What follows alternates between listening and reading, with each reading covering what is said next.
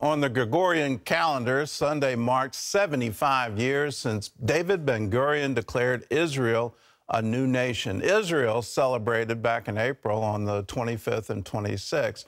Yet in the middle of these celebrations, in the middle of the acknowledgement that a nation was born in a day, the UN is not celebrating this historic event.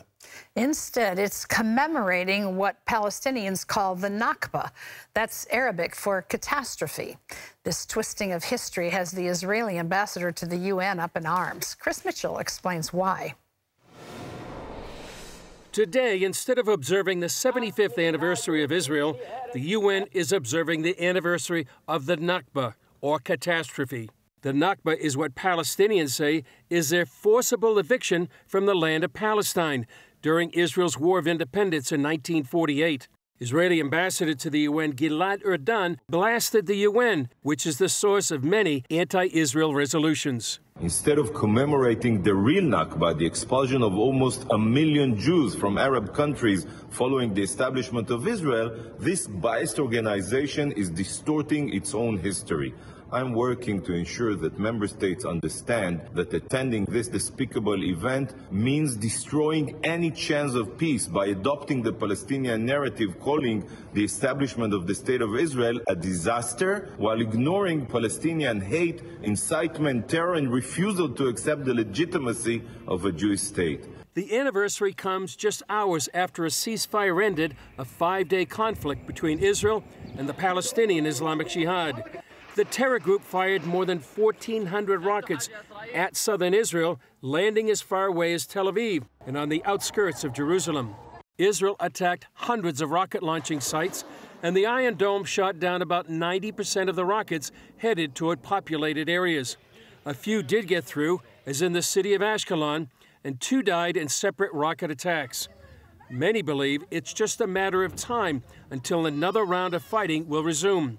And some expect it might come as early as Thursday, when Israelis will celebrate another anniversary, the reunification of the city of Jerusalem in 1967.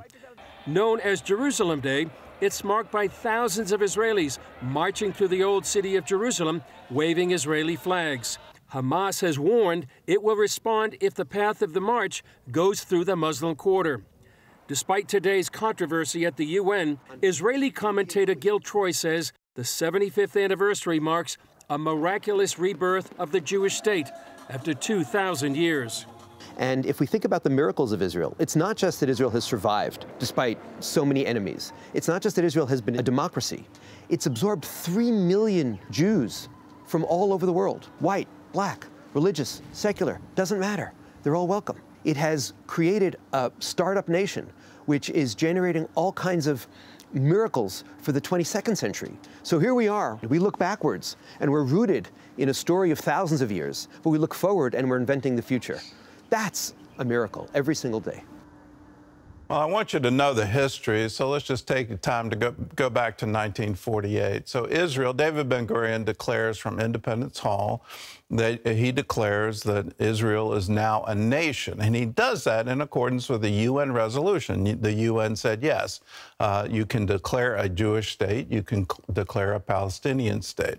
All in accord with international law, all in accord with the League of Nations established in 1922 with the San Remo Accords, a British mandate to create a Jewish state and create a Palestinian state.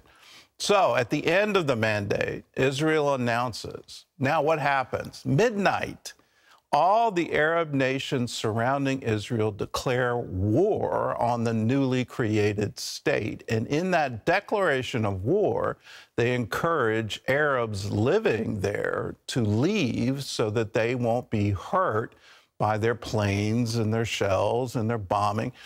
They voluntarily leave. Now, at the same time, all the Arab nations surrounding Israel declare it to be illegal to be Jewish and live in their country. So there was this mass expulsion. 600,000, that's the estimate, Arabs left the territory of Israel. Over 1 million Jews were expelled. Now, let me underline the seriousness of this. If you were Jewish and you were caught in the Jewish quarter of Jerusalem, That was under the control of Jordan at that time.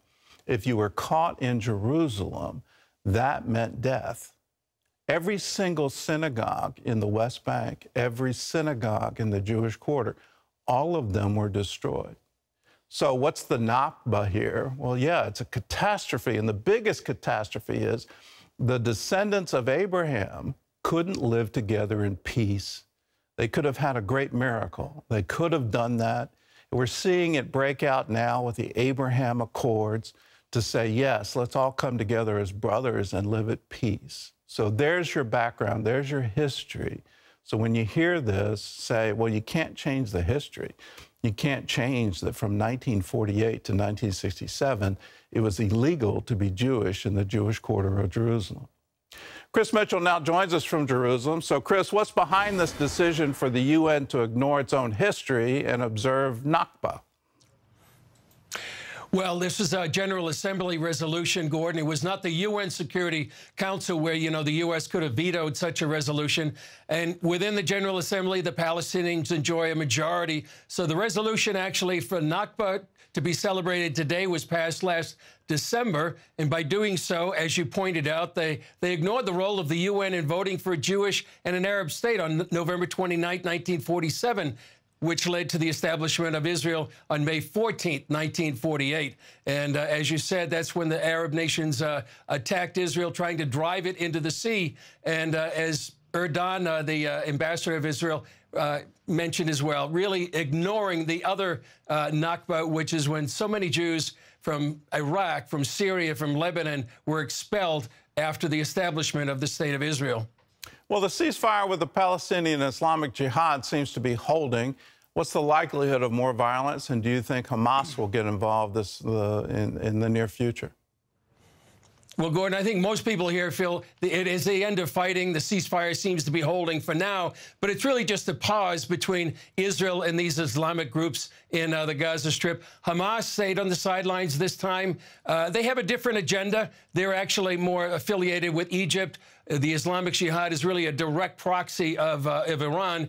And so part of Hamas's agenda right now, they control Gaza, but they also want to get a foothold in the West Bank, that is Judea and Samaria, and here in Jerusalem. They want to replace Mahmoud Abbas as the head of the Palestinian Authority, so they want to be the unquestioned leader of Palestine. So strategically, they just stayed out of the fray right now. And as I said, Islamic Jihad is a proxy of Iran. Somebody has said that, you know, Iran will fight to the last Palestinians, and they use all these proxies in the region, whether it's Hezbollah in Lebanon, Hamas, and Islamic Jihad, even the Houthis down in Yemen. They're surrounding Israel, and they want to be activated at a time of Iran's choosing. That's why it's such a threat to Israel.